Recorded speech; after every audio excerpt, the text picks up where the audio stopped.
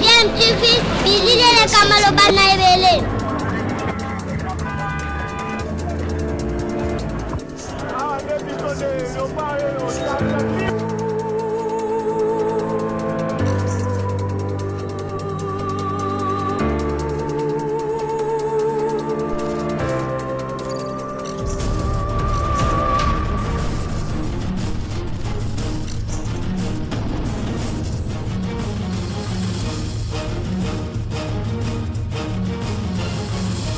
DMTV toujours en avant. Vous êtes sur DMTV, bonjour, bonsoir, nous sommes heureux de vous retrouver et de savoir que vous êtes nombreux en train de suivre votre chaîne YouTube DMTV. DMTV qui vous propose l'actualité mais qui vous propose également des analyses et des réflexions sur des sujets d'actualité, des faits sociaux ou encore des réalités telles que nous les observons ici chez nous en République démocratique du Congo. Janine Mabunda, présidente de l'Assemblée nationale, serait bientôt destituée, et à en croire en tout cas certains députés qui signent une pétition en vue de destituer la présidente de l'Assemblée nationale, et également le député national Fabrice Puela qui s'est exprimé devant la presse en tout cas à la suite d'une démarche qu'il est en train de mener auprès du Conseil d'État pour en vue en tout cas de la destitution de Janine Mabunda. Après Jean-Marc Akabound qui avait été destitué dans les conditions que vous connaissez, c'est au tour de Janine Mabunda également de subir cette fois-ci la colère de ses collègues députés qui lui reprochent un certain nombre de griefs. Je vous propose de suivre Fabrice Puela qui s'est exprimé devant la presse et qui a expliqué le sens de l'action que les députés sont en train en tout cas de mener, le sens de leur démarche auprès notamment du Conseil d'État. Il faut également signaler qu'il y a une pétition qui est en train d'être signée et que des députés voudraient en tout cas voir Janine Mabunda céder la place. Pour quelle raison? Vous allez vous-même écouter le député Fabrice Puela, élu du Congo central. Alors, je rappelle en tout cas que vous suivez DMTV. Si vous n'êtes pas encore abonné, cliquez sur la petite cloche.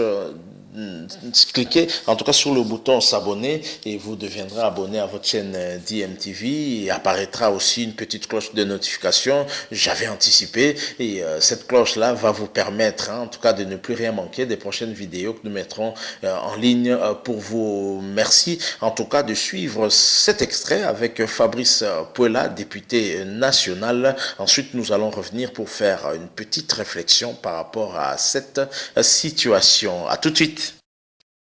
Honorable, on va poser une question. Honorable, vous avez été... Pardon. Là, ça marche. Vous étiez au Conseil d'État en tant que député. Qu'est-ce que vous êtes allé faire là-bas?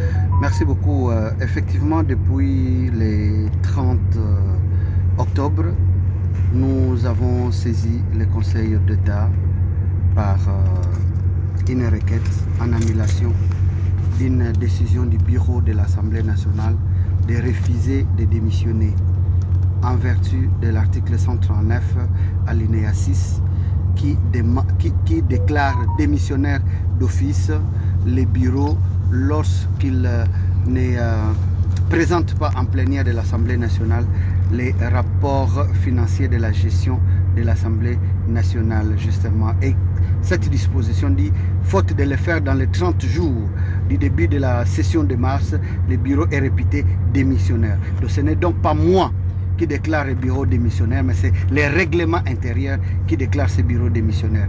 Et vous comprendrez que les membres du bureau n'ont pas le choix, ils doivent démissionner. À cette lecture rigoureuse de votre règlement intérieur, avez-vous tenté d'approcher les bureaux pour savoir les explications qui ont concouru à ce retard? Vous savez, la procédure administrative n'est pas comme toute procédure ordinaire, toute procédure judiciaire. Il y a un rigorisme procédural. avant de saisir la juridiction administrative, il y a des recours préalables qu'il faut. Nous avons, depuis le mois de juillet, début juillet, nous avons écrit au bureau de l'Assemblée nationale, nous l'avons mis en demeure de démissionner en vertu de l'article 139 alinéa 6 que nous avons cité. Malheureusement, le bureau ne nous a pas rencontrés, ou à peine nous a rencontrés dans une forme qu'il ne faut pas. Nous ne nous sommes pas arrêtés là, nous avons de nouveau écrit au bureau pour reconsidérer sa décision de refus de démissionner. Là encore, nous n'avons pas eu la suite. Et nous avons attendu pendant près de 3 mois, parce que la procédure donne 3 mois avant de saisir la juridiction. Nous pensions que nous pouvions, que le bureau pouvait se ressaisir avec des arguments autres que ce qui avait été avancé. C'est comme ça que nous avons, dans une démarche républicaine, saisi le Conseil d'État. Démarche républicaine, mais finalement le bureau a tenté de vous approcher, même si dans une forme que vous n'aviez pas appréciée. Vous pensez reculer ou vous persévérez dans votre initiative? Nous agissons comme hommes d'État. Je pense qu'à notre niveau, nous ne sommes plus des enfants. La République a besoin de ceux qui sont justement de vrais nationalistes, de vrais patriotes. Nous avons beau prêcher, mais si nous-mêmes nous ne pouvons pas servir d'exemple, je pense que nous ne serons pas responsables. Je pense que l'Assemblée nationale, comme temple de démocratie, doit être le foyer du respect des textes. Comme on ne cesse de le dire, l'état de droit doit commencer par nous. Nous votons des lois, mais nous-mêmes devons être les premiers à les appliquer. Justement, c'est pourquoi nous pensons que violer une disposition importante du règlement intérieur qui impose les devoirs de redevabilité, justement, c'est pas normal, et c'est pourquoi nous avons saisi le Conseil d'État. Mais dans le contexte actuel où la crise politique sévit déjà au pays, Pouela qui tient à pousser les bureaux de l'Assemblée nationale à la démission, n'est-ce pas enfoncer les clous? Qui est derrière vous finalement? Qui est derrière nous? C'est la République démocratique du Congo. C'est le peuple congolais qui a besoin d'être dirigé différemment. Nous avons eu beau à charger M. Kabila d'avoir amené le pays dans le trou pendant 18 ans. Nous avons beau condamner l'actuel régime, M. Félix Tshisekedi, de violer la Constitution à travers la nomination des magistrats, à ce qui me concerne même moi, en refusant, en cautionnant le refus d'exécution de l'arrêt de la Cour constitutionnelle démettant les gouverneurs de province du Congo central. Mais si nous-mêmes aussi, nous tombons dans les mêmes travers en violant nos propres textes, alors à quoi faisons-nous la différence? Il n'y a personne qui est derrière moi si ce n'est le bon sens, l'esprit républicain, le patriotisme, le bon sens. Dois-je vous rappeler que je suis juriste, j'ai appris le droit, je suis avocat. Ce n'est nullement une démarche politicienne. Non, non, non, non, non. Encore que, même si aujourd'hui, le contexte, comme vous dites, il y a une crise, mais nous avons commencé les dossiers depuis le mois de juillet. Et c'était dans un, comme on dit chez nous en droit, une tempore non suspecto. Dans un moment où il n'y avait pas de tiraillement, il n'y avait pas cette crise. C'est juste une coïncidence qu'on en soit arrivé là, mais nous, c'est dans une démarche purement républicaine. Et requête introduite au Conseil d'État, dans combien de temps doit-on attendre la suite? Nous nous en remettons au Conseil d'État. Il y a le fond et la forme. Je pense qu'il ne me revient pas à ce niveau d'épiloguer là-dessus. Vous aurez de toute façon, nous sommes en République démocratique du Congo, rien n'est caché. Là, je suis maître de l'action. Nous avons des avocats qui sont maîtres de la procédure, mais c'est le Conseil d'État qui va agir tel que nous l'avons saisi justement. Maître d'action vous êtes. Ouais. Le pays traverse des situations très difficiles. Il y a les concertations, et c'est pourquoi le chef de l'État a convoqué les concertations. Ne voyez-vous pas que vous voulez encore brûler la maison dans laquelle vous vivez? Est-ce que vous ne pouvez pas le résoudre à l'interne? Nous aurions bien voulu résoudre. C'est pourquoi nous avons écrit. Nous avons de nouveau écrit. Mais je pense que peut-être que le bureau était un peu distrait, mais on aurait dû résoudre à ce moment-là. Il ne faut pas venir pendant que le train est parti. Le train est en marche, je pense qu'il est difficile de faire marche arrière. Pour réconcilier, ce ne serait pas responsable de notre part. On aurait pu résoudre ce problème en ce moment-là en ayant constaté, parce qu'on m'avait vu venir, on aurait pu à ce moment-là chercher à trouver une solution en interne au niveau du palais du peuple. Mais C'est un droit pour un député, pour quiconque, de saisir les instances judiciaires. C'est consacré dans la Constitution. Nous ne brûlons pas la maison, mais nous faisons notre droit. Bien au contraire, les peuples congolais et mes pères, les députés, ont toutes les raisons d'être fiers d'un compatriote, député national soit-il, qui se bat pour le respect des textes régissant l'Assemblée nationale. Merci.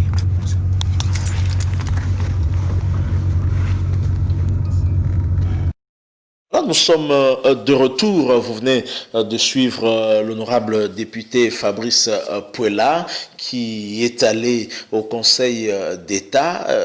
Toujours dans le cadre d'une procédure qui doit aboutir en tout cas au départ de Janine Mabunda du bureau de l'Assemblée nationale. Et en parallèle avec cette démarche, il y a également une pétition qui serait déjà en marche, une pétition qui aurait récolté en tout cas déjà 230 signatures, à en croire en tout cas les députés initiateurs de celle-ci. Et cette pétition vise en tout cas la présidente de l'Assemblée nationale, Janine Mabunda, et ces députés de déclarer la majorité des députés nationaux est en colère. Nous dénonçons l'insensibilité de la présidente de l'Assemblée nationale face à certaines situations inconfortable des élus. Elle se fiche de tout sauf rien. En tout cas, lâcher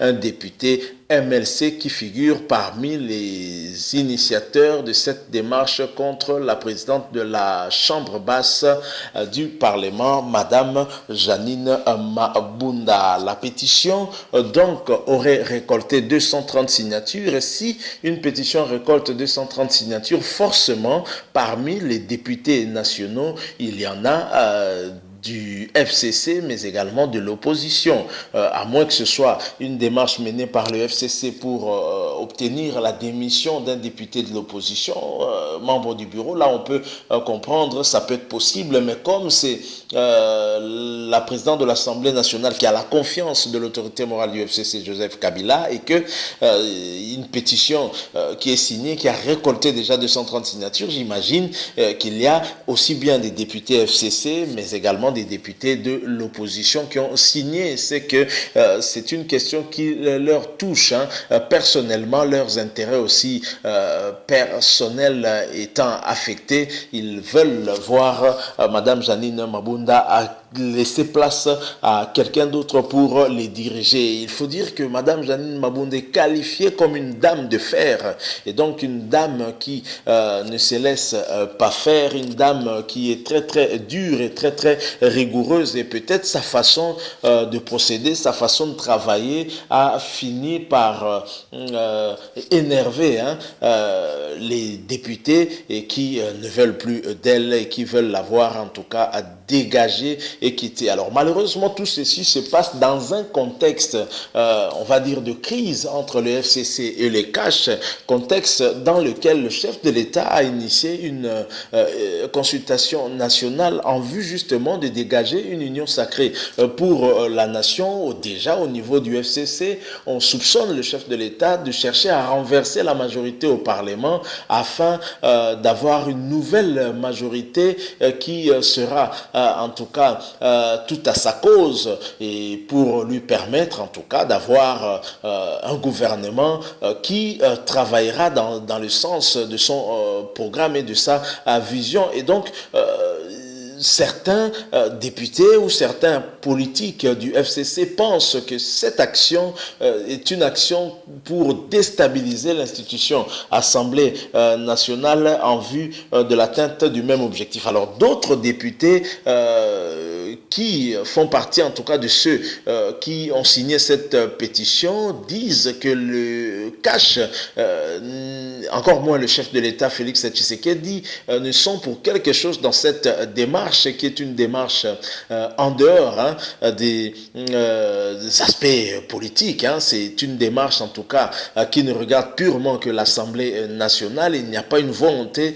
de pouvoir déstabiliser le FCC. C'est tout simplement que Madame Janine Mabunda ne répond pas, en tout cas, aux attentes des députés nationaux et qui n'en veulent plus, qui veulent voir quelqu'un d'autre les diriger. Alors, est-ce que c'est encore l'histoire de l'arroseur arrosé? Après avoir obtenu le départ de Jean-Marc Kabound, est-ce que Janine Mabunda pourra résister à ce tsunami qui arrive? Est-ce qu'elle pourra résister et continuer à rester en tout cas au bureau de l'Assemblée nationale? Et certainement que ceci dépendra aussi de ce que dira l'autorité morale qui sait en tout cas réunir les députés au besoin pour pouvoir leur donner des instructions bien précises en vue justement des enjeux de l'heure. Voilà tout ce que nous pouvons dire. Nous allons continuer en tout cas à observer cette actualité et on verra bien ce qui arrivera. Comme disent les Britanniques, wait and see. Nous sommes arrivés à la fin. Si vous avez aimé notre petite analyse par rapport à cette situation, par rapport à ce risque que court Madame Janine Mabunda, elle risque de perdre son fauteuil de présidente de l'Assemblée nationale car les députés, certains de ses collègues sont en colère et veulent la voir partir. Je signale déjà que dès la prochaine plénière, ils introduiront leur pétition en vue en tout cas de l'obtention du départ, de la destitution de Janine Mabunda. Si vous avez aimé, laissez-nous un like, mais vous pouvez aussi émettre votre point de vue à travers un commentaire. Et mais surtout, abonnez-vous sur votre chaîne DMTV. Cliquez juste sur ce petit bouton en rouge, il est écrit s'abonner. Vous deviendrez bien sûr abonné à DMTV. N'oubliez pas de cliquer également sur la petite cloche de notification. Elle va vous permettre de ne plus rien manquer des prochaines vidéos que nous mettrons ici en ligne. Merci encore une fois à vous qui nous avez suivis. Merci pour votre temps si précieux que vous nous avez accordé. Nous espérons vous retrouver très prochainement avec un autre sujet d'actualité, bien sûr. En attendant, portez-vous bien et DMTV vous dit au revoir.